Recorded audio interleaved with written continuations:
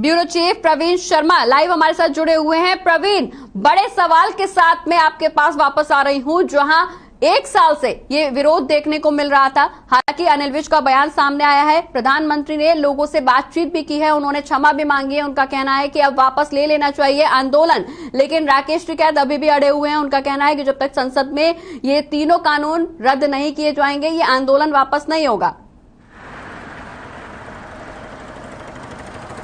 जी देखिए, बिल्कुल जहां तक बात करें, प्रधानमंत्री जब खुद आकर के एक सार्वजनिक रूप से देश के 130 करोड़ लोगों को संबोधित करते हैं और उनके सामने ये बात कहते हैं कि वो 3 कृषि कानून वापस ले रहे हैं, तो कहीं ना कहीं ये एक बहुत बड़ी बात है कि प्रधानमंत्री का कहना और उसके बाद राकेश टिकैत का ट्वीट के जब तक कैंसिल नहीं होंगे तब तक धरने नहीं उठेंगे, तो ये कहीं ना कहीं एक अड़ियल रवैया है और जनता को परेशान करने वाली बात है। क्योंकि प्रधानमंत्री ने जनता की परेशानी को समझते हुए, जो किसान भाई वहां पर ठंड में, बारिश में और धूप में बैठे रहे हैं पिछले 11 महीने से, उनकी परेशानियों को ध्यान में रखते हुए 3 कृषि कानून वापस लेने का निर्णय लिया है। और साफ तौर पर अपने संबोधन में प्रधानमंत्री ने कहा जहां केंद्र सरकार किसानों की परेशानियों को ध्यान में रखते हुए तमाम फैसले ले रही है, लेकिन किसान है कि अभी भी आंदोलन पीछे करने के लिए राजी नहीं हो रहे हैं। आप वहां मौजूद हैं, अगर आपके आसपास कोई किसान मौजूद हो या किसान नेता कोई मौजूद हो, उनसे बात करने की कोशिश करिए, जरा पता तो चले आखिर क्यों किसान अभी भी प्रधानमंत्री के आश्वासन के बाद भी संतुष्ट नजर नहीं आ रहे हैं।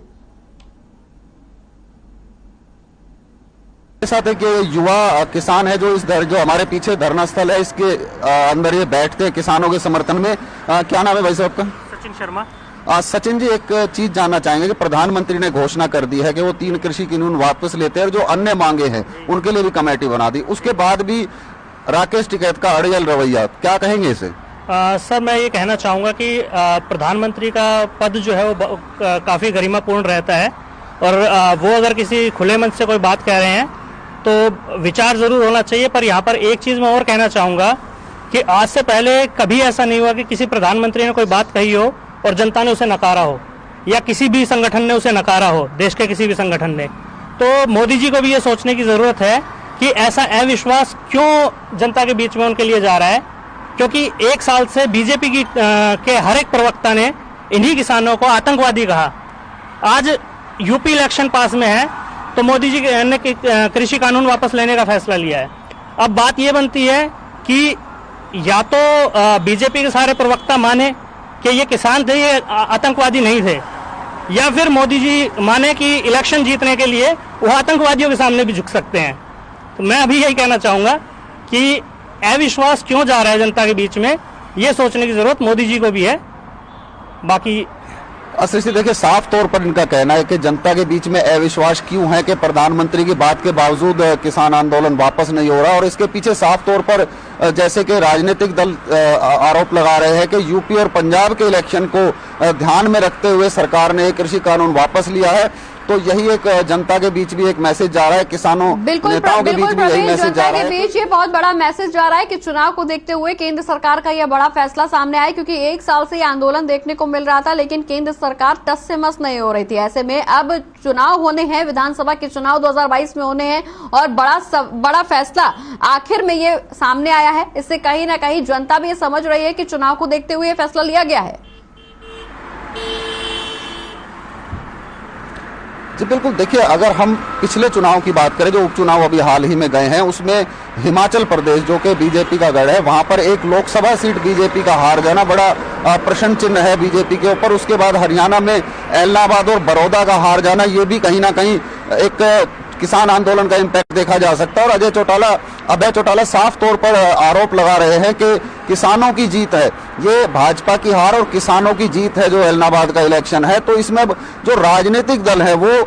साफ तौर पर ये कहते हुए नजर आ रहे हैं कि ये राजनीतिक फैसला है। और जो अविश्वास की बात, जैसे मैंने अभी एक युवा किसान से बात की, तो उनका अविश्वास ये है कि कहीं इलेक्शन के बाद सरकार उनको दोबारा इंप्लीमेंट ना कर दे। तो इस तरह का एक शक जो किसानों के मन में है, जिसको लेकर के लगातार किसान अभी धरना उठाने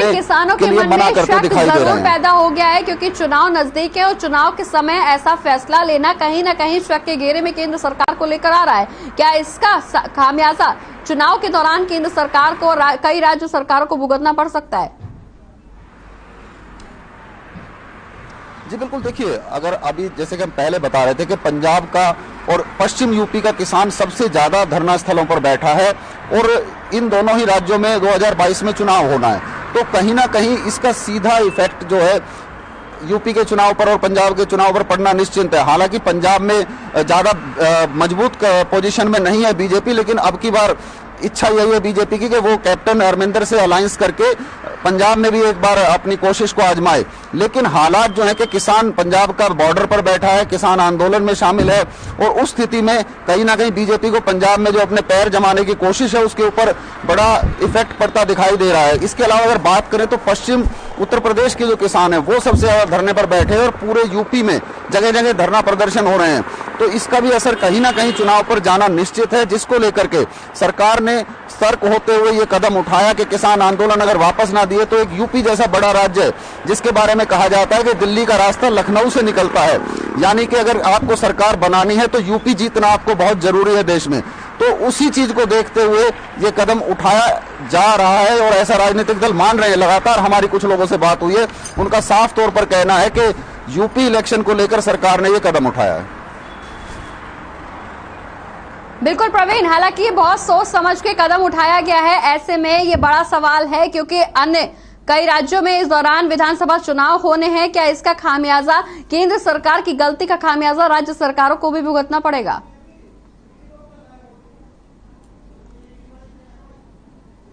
तो राजनीतिक विश्लेषकों का जो मानना है कि जिस तरह से अब ये कानून वापस नहीं है और जो भाजपा के कार्यकर्ता है और जो भाजपा के प्रवक्ता है, अब उनकी कोशिश ये है कि वो आम जनता को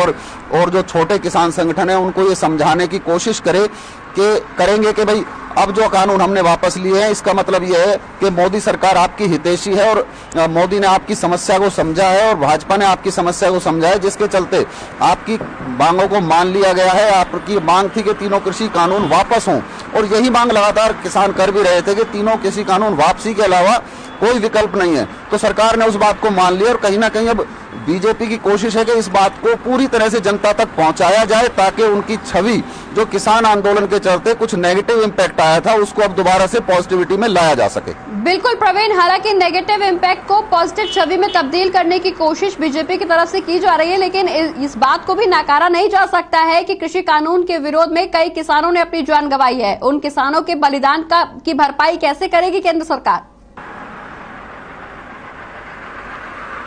जी देखिए, बिल्कुल करीब 700 किसानों ने अपनी कुर्बानी दी है इस आंदोलन के दौरान और उनके परिवारों पर इसका